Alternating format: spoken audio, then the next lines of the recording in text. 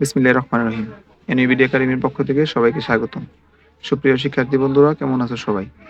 আজকের ভিডিওতে আমরা যে বিষয়টি নিয়ে আলোচনা করব তা হলো জাতীয় বিশ্ববিদ্যালয়ের অধীনে 2023-24 শিক্ষাবর্ষে মাস্টার্স নিয়মিত ভর্তি কার্যক্রমে রিলিজ স্লিপের অনলাইন আবেদন শুরু হবে 21শে মে থেকে, চলবে 15ই জুন পর্যন্ত।